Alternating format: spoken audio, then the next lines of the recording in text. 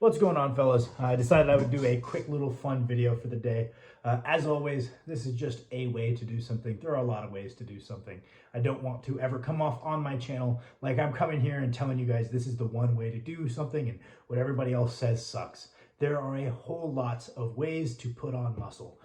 This is just the way that I personally have seen a lot of success with for myself and my clients, and I figured I might as well share the workout structure with you guys. So today we are talking about how to get really big shoulders. We're coming at this video from a hypertrophy perspective, not a strength perspective, though there is a whole lot of overlap. So we just want big shoulders, big old cap delts. How would little old Sam recommend we get there? The first thing, right, is while the deltoid is one muscle, it has three separate heads. You have the front, the lateral, and the posterior. And while it is one muscle, because the fibers are oriented even in opposing directions in some cases, we can do some exercises that are going to preferentially tax some of those fibers and almost negligibly, if at all, tax the other fibers. So breaking up your delt training into front, lateral, and rear delt training is quite helpful if our goal is maximally developing this muscle. So first, we're going to take a look at the front delt. Generally speaking, the front delt is going to be the primary contributor to a vertical pressing type motion, though we are getting activity of the other two heads. Cool. I would recommend doing the majority of your front delt work via vertical pressing. It's just a great return upon investments.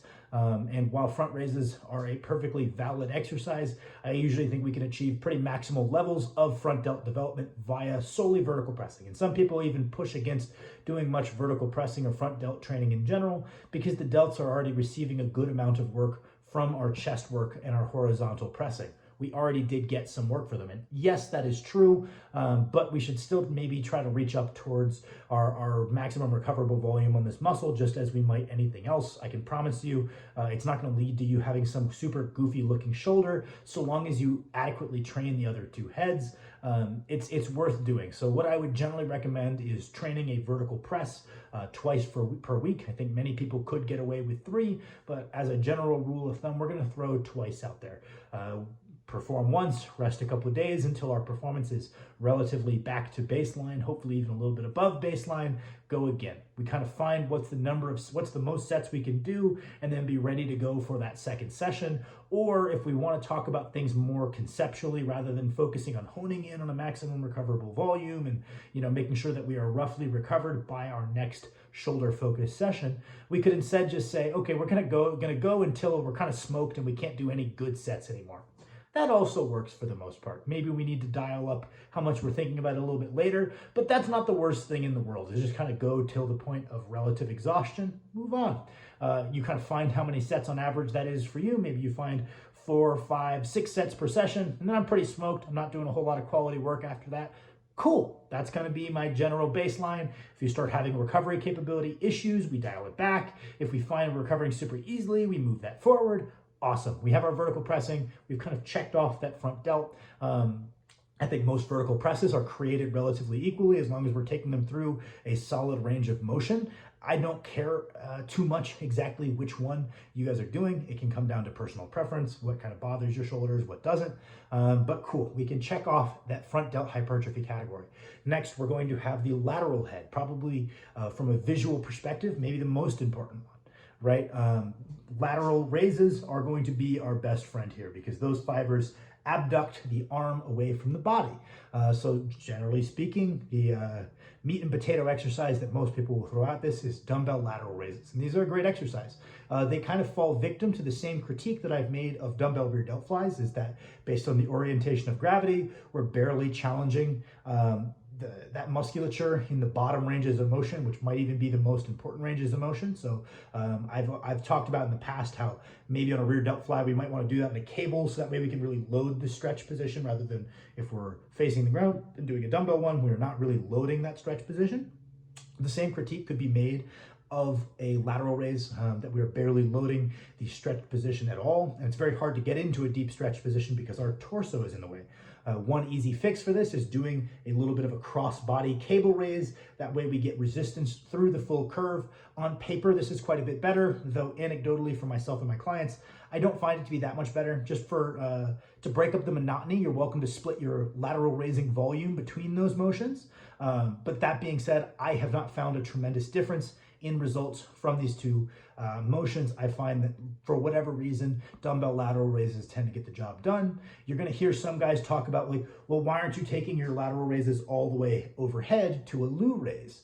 Well, a loo raise to me is a very different exercise, right? Because when we are taking our arm away from our body, a certain amount of that is coming from our humerus, rotating upwards within our shoulder socket, right? But then once we get to a certain point, that humerus doesn't really have any further to go. So what starts to happen is the shoulder socket, which sits on the scapula, the whole scapula starts to rotate upward. And when we're training our delts, we are looking to predominantly train that portion where our humerus is moving outward in the shoulder socket. Once we get past that point and we start kind of rotating the scap upward, that's primarily going to be your upper traps. So while that's not a bad thing, I would say that a loo raise is a phenomenal overhead accessory because your traps are just as important as your delts for achieving a good overhead position.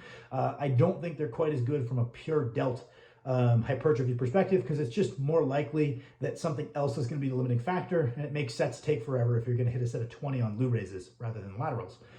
So I'd say that usually you're just going to split whatever amount of volume you can handle, either to the point where we're pretty exhausted, can't do any more quality sets, or we take that little bit more cognitive approach of trying to measure what we can recover from by our next session, either or.